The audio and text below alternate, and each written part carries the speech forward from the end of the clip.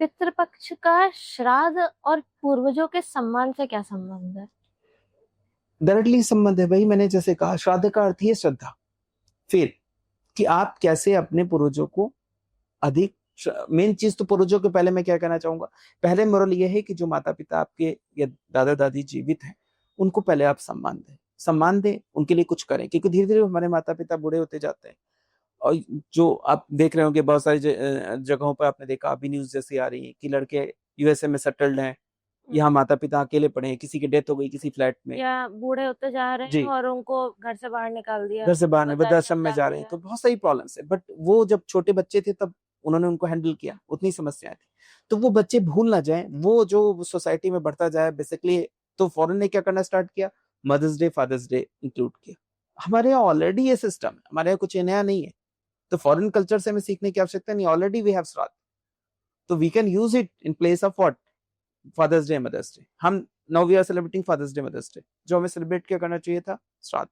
तो श्राद्ध भी एक सेलिब्रेशन है पूरा, कि किस तरीके से जो जीवित है एटलीस्ट उनको तो आप सम्मान दें, उनको प्यार दें जैसे उन्होंने आपको दिया।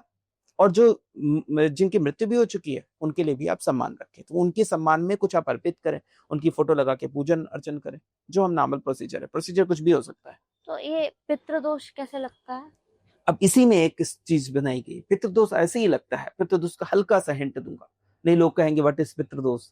तो पितृदोष ऐसे ही लगता है कि भाई उस बच्चे को, जो मैंने बच्चे की स्टोरी लेते हैं, जिस बच्चे को कहा गया था कि झोली बाबा तुम्हें पकड़ ले जाएगा, तो अगर बच्चा माँ बाप की बात नहीं मानता, बाहर निकलेगा तो उसे झोली बाबा पकड़ ले जाएगा।